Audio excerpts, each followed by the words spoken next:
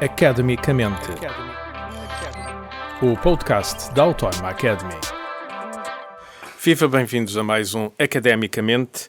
Hoje vamos conversar sobre a importância da Ásia, da grande Ásia. Para isso convidamos Carlos Gaspar, é coordenador no curso avançado de estudos sobre a Ásia-Pacífico.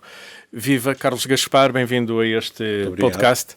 Vamos lá tentar perceber porque é que a Ásia é grande. Ok, ela é grande em tamanho, é grande em história. Grande é sempre, mas aumentou nos últimos anos.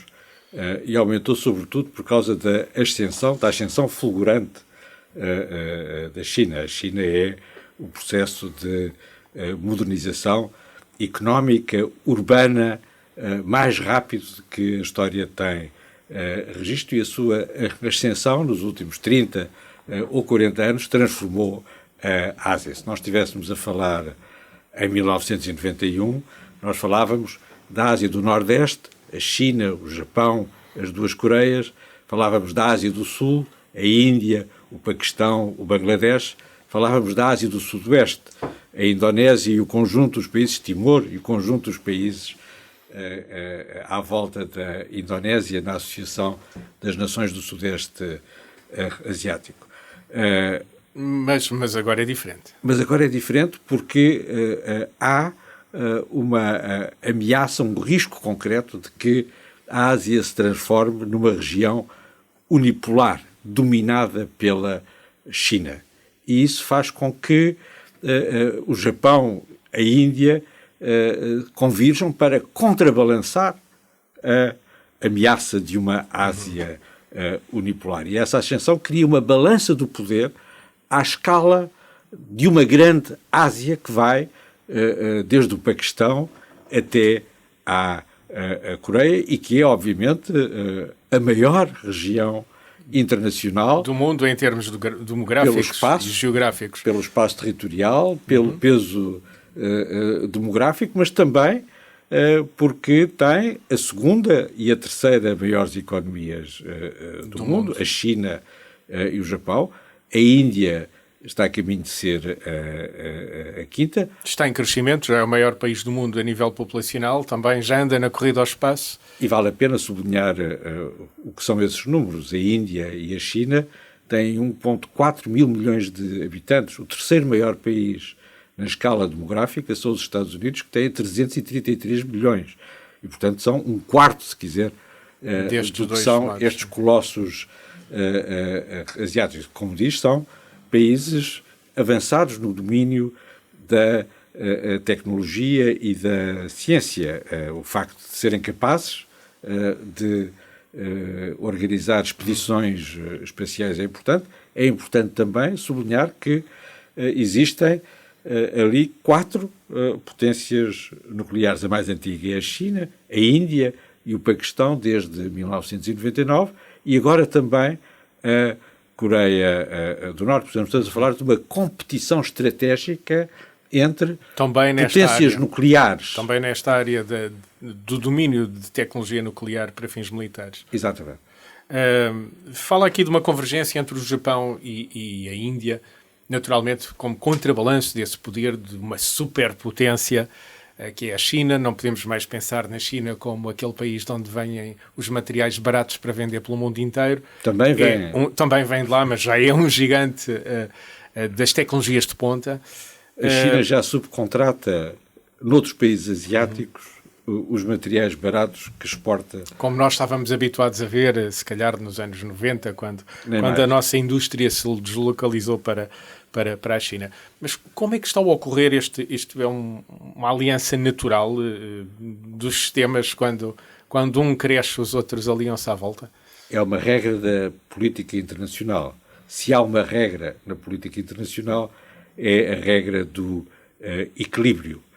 E nesse sentido, quando há uma grande potência que ameaça tornar-se hegemónica, ainda por cima uma potência como a China, que tem uma velha tradição imperial, não tem mesmo outra cultura política senão a cultura da sua centralidade. Essa cultura. A China é o centro do mundo, as elites chinesas veem a China como o centro do mundo. É natural que as outras entidades soberanas, os outros Estados, tendem a convergir para contrabalançar. É encontrar alianças. É essa a história da balança do poder, no mais antigo dos sistemas internacionais, que é a Europa, e no mais novo dos sistemas internacionais, que é a Ásia dos Estados modernos, que se criou ao longo do século XX. Falamos aqui de potências, uma superpotência e outras grandes potências económicas, mas a somar a essas também territoriais, 4 potências nucleares. Quais é que são os principais conflitos que existem e que podemos esperar nos próximos tempos aqui na Grande Ásia? Além de haver, obviamente, uma competição estratégica pela lógica do equilíbrio, existem, neste caso, problemas territoriais específicos na relação. Há fronteiras mal definidas? Não há fronteiras entre a China e a Índia. A fronteira é um conceito jurídico. É um resultante de um acordo, é uma linha resultante de um acordo entre entidades soberanas. A fronteira entre Portugal e a Espanha está fixada por tratados sucessivos, mas entre a Índia e a China, os 2 maiores países da Ásia, não há fronteira definida. Há uma linha de demarcação que vem de antigos acordos criados ainda no tempo em que a China fazia parte do Raj britânico, do Império britânico, e essas linhas são constantemente, quer do lado oriental, quer do lado ocidental, são constantemente contestadas. A linha do lado oriental implica a disputa de um território, o Arunachal Pradesh, que tem o tamanho da Bélgica.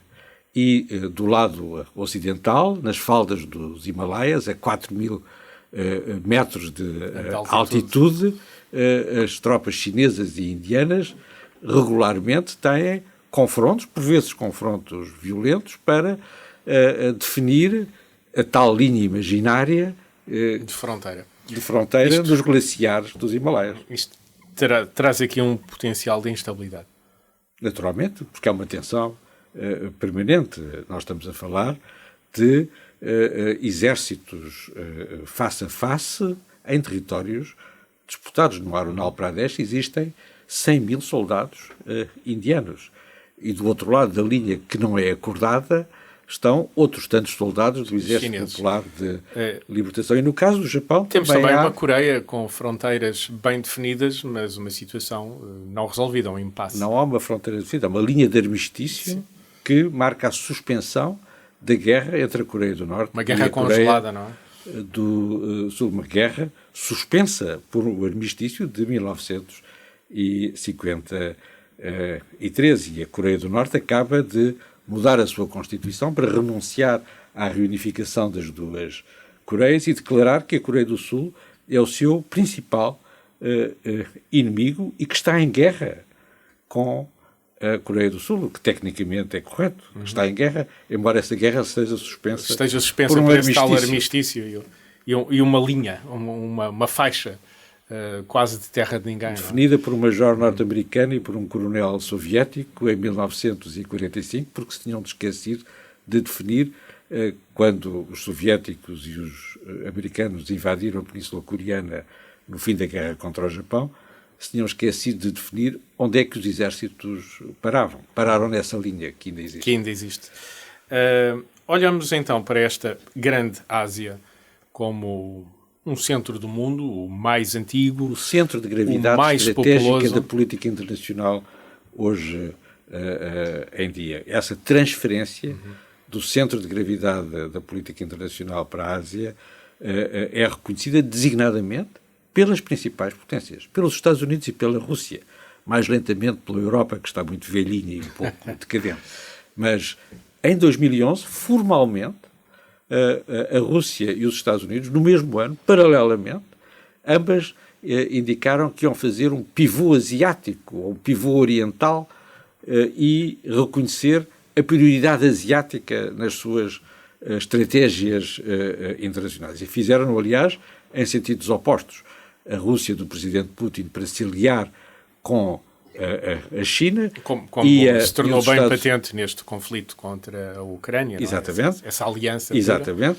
Essa entente, eles não gostam que se fale de uma aliança e nós devemos respeitar os preconceitos das autocracias como os das democracias.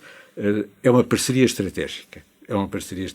Não é uma aliança formal. É uma amizade sem limites, o que, salvo melhor opinião, é mais do que uma aliança.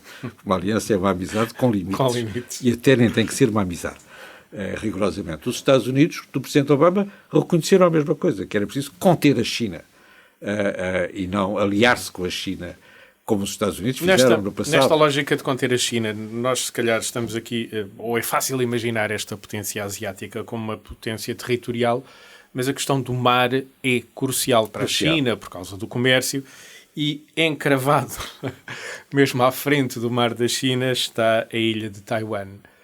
Taiwan vai ser a situação, provavelmente, arrisco a dizer, mais complicada das próximas décadas. Já é desde 1991. Os documentos estratégicos dos Estados Unidos, no último mês da presidência do presidente George Bush pai, reconhece que há dois conflitos potenciais decisivos no pós-Guerra Fria. Um é a Ucrânia, as coisas estão aí bem à vista, e o outro é Taiwan. E, de certa maneira, Taiwan é pior, ou mais perigoso, potencialmente mais perigoso, do que a Ucrânia, como também está... Porquê? Estamos a falar do envolvimento porque a Ucrânia direto, não é membro da NATO, não é? Mas Portanto, não tem a proteção de uma potência nuclear. Taiwan, formalmente, também não. Mas tem a proteção dos Estados Unidos, tem este empenho dos Estados Unidos desde sempre de proteger militarmente... Não é desde sempre. Os Estados Unidos, antes da Guerra da Coreia, junho de 1950, estavam preparados para que a China, a República Popular da China, que tinha sido proclamada poucos meses antes, ocupasse Taiwan. Era a conclusão da Guerra Civil. Se calhar temos que recordar que justamente toda a China foi ocupada por Mao Tse-tung, pelos exércitos vermelhos, menos justamente Taiwan, para onde se retirou tem toda a razão. O outro parceiro dessa guerra, o outro oposto nessa guerra, o Kuomintang.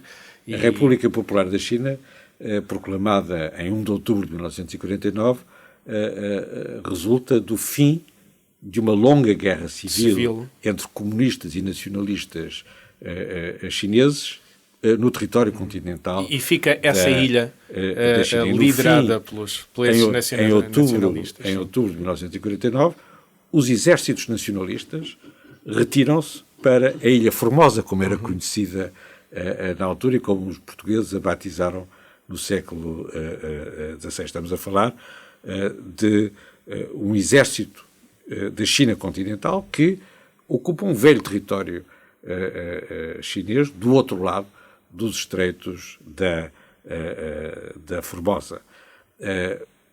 O objetivo da República Popular da China, desde o dia 1 de outubro de 1949, é completar aquilo que Pequim chama a reunificação com Taiwan, isto é, atravessar os estreitos e reconquistar a ilha Formosa, Taiwan, como chamamos Formosa, agora. Exatamente.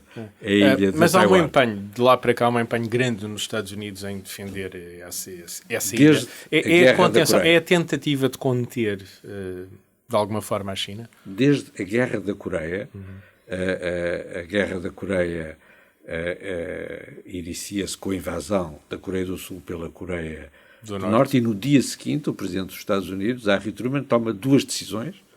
A primeira é de ir à Assembleia Geral, ao Conselho de Segurança das Nações Unidas, para obter um mandato para expulsar os exércitos norte-coreanos que tinham invadido a Coreia do Sul. E a segunda é enviar a esquadra americana para os estreitos da Formosa. Ainda lá está. Mas isto, deixe-me usar este termo, diga-me se estou a exagerar. A situação em Taiwan acaba por ser uma bomba relógio. Estas eleições, estas eleições vieram prolongar no poder o partido taiwanês, que já não é aquele que vem do velho Kuomintang. Já não é o velho Partido Nacionalista Chinês, é um Partido Nacionalista taiwanês. E isto é inadmissível para a China. A China nunca reconhecerá uma independência de Taiwan, muito antes, pelo contrário, quer a reunificação e, diria eu, com datas muito específicas definidas pelo presidente chinês Xi Jinping. Ele tem datas na cabeça, Exato. Nos planos, a China tem datas nos planos. Exato. E isto pode mesmo conduzir a um conflito, eu diria primeiro com grandes pressões, mas se tudo correr mal, militar, entre a China e os Estados Unidos. Ou será que Trump se retira, caso ganhe as eleições, desta pressão? Nenhum presidente pode deixar cair Taiwan sem perder toda a sua credibilidade. É perder a internacional. face. É perder a face. Internacional. Na Ásia como na Europa. Se deixar cair a Taiwan, os Estados Unidos deixam de ter aliados. Se deixarem de ter aliados, deixam de ser uma grande potência internacional. Passam a ser, como já foram no passado, uma potência hemisférica no continente americano. Falou em datas e numa bomba relógio. A expressão não é exagerada.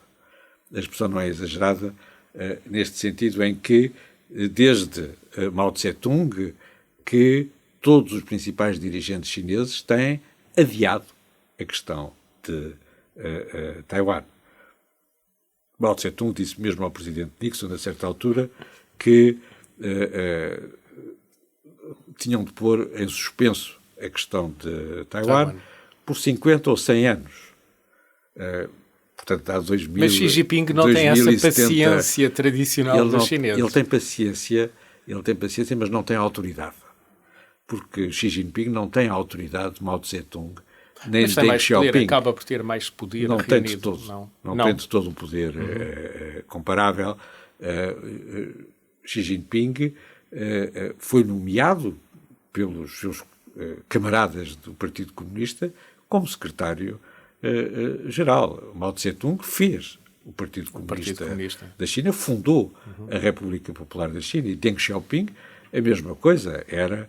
é dos fundadores, deu continuidade, mas é dos fundadores. É um dos fundadores, é um general da Guerra Civil, foi secretário-geral do Partido Comunista de Mao Tse-tung. São personagens que têm uma autoridade própria, uma autoridade histórica, pessoal, histórica, revolucionária, que Xi Jinping não tem, nem pode ter. Ele foi nomeado por uma elite como secretário-geral e como presidente da República Popular da China. Neste sentido tem um poder limitado, sim, como todas as pessoas que são nomeadas por outras pessoas. Neste sentido, e, portanto, de tem Taiwan, mais dificuldade em adiar. Justamente, então é por isso que vem esta dificuldade de adiar Exatamente. A questão de Taiwan. Sobretudo porque, a seguir à defesa da independência nacional da República Popular da China, a principal missão do Exército Popular de Libertação é a reunificação, é conquistar Taiwan. E, no fim do ano, antes das eleições de janeiro em Taiwan, o presidente Xi Jinping declarou que a reunificação era historicamente inevitável, e logo a seguir o Exército Popular de Libertação fez também um comunicado sobre o assunto. O que significa que a questão também é uma questão militar. E o Exército Popular de Libertação não é um exército nacional. São as Forças Armadas do Partido Comunista da China, e o secretário-geral do Partido Comunista da China é o chefe de Estado-Maior-General das Forças Armadas Chinesas, do Exército Popular de Libertação. Portanto, quer do ponto de vista do partido, quer do ponto de vista do Estado, a questão da reunificação é uma questão crucial, e essa é a posição oficial da China. Se Taiwan declarar a independência, a China sente-se autorizada automaticamente a recorrer à força para invadir e conquistar Taiwan. É aí que a posição dos Estados Unidos é importante, ironicamente crucial, porque os Estados Unidos são contra a independência de Taiwan. Desde os anos 50, desde o tempo do presidente Eisenhower, que a posição dos Estados Unidos é que Washington é a favor do status quo dos dois lados do Estreito da Formosa. E, portanto, o estatuto político de cada um... De duas Chinas. Daquelas duas entidades... Não. Não. Uma única China? Uma única China. Dois sistemas. A fórmula, não é bem assim, isso é a fórmula chinesa. Sim. A fórmula do presidente Eisenhower, que o presidente Nixon retoma no célebre comunicado de Xangai de 1972, é que os Estados Unidos constatam que os chineses dos dois lados dos estreitos da Formosa entendem que só há uma China. O Partido Nacionalista Chinês em Taipei achava que era a China toda e o Partido Comunista da China em Pequim achava que era a China toda. E os Estados Unidos limitam-se a constatar que isso é assim e querem manter essa situação tal qual é, sem que nenhuma das partes recorra à força violência. E a União Europeia também tem essa posição de defender o status quo. O status quo significa que a China não invade Taiwan, mas também significa que Taiwan não declara a independência. E é neste impasse que vamos continuar, se tudo correr bem. Se tudo correr bem, porque se tudo correr mal, será a tal bomba prestes a explodir. A China já demonstrou, em 2021, a seguir à invasão russa da Ucrânia, em agosto de 2021, a China, o Exército Popular de Libertação, ensaiou pela primeira vez um bloqueio total. Naval e aéreo de Taiwan. Conseguiu fazer isso pela primeira vez e durante uma semana Taiwan esteve bloqueado. Um bloqueio naval ou aéreo ou terrestre é um ato de guerra, do ponto de vista jurídico. Eu sei que o direito internacional está fora de moda, mas é um ato de guerra e pode ser reconhecido como tal. Os Estados Unidos, prudentemente, retiraram os seus porta-aviões para o Japão e deixaram que a crise passasse. Mas amanhã podem não retirar as suas unidades navais. E cá fica tal bom relógio a contar. Há uma contagem decrescente. Há uma contagem decrescente. O presidente Xi Jinping, como estava há pouco a referir, referiu uma data. Disse que não queria deixar a questão de Taiwan por resolver para a próxima geração, para os seus sucessores. Portanto, ora, ele não é mandato. Ele não é eterno. A Constituição do partido não exige que o secretário-geral seja eterno. E, como tal, terá que ser no seu tempo de vida. Pelo menos. Carlos Gaspar, muito obrigado por esta perspectiva que nos trouxe de uma grande Ásia, populosa, velha e, sobretudo, poderosa Ásia, uma nova espécie de centro do mundo. Obrigado por esta visão que trouxe aqui a este Academicamente. Obrigado. Academicamente. Este programa foi gravado nos estúdios da Universidade Autónoma de Lisboa.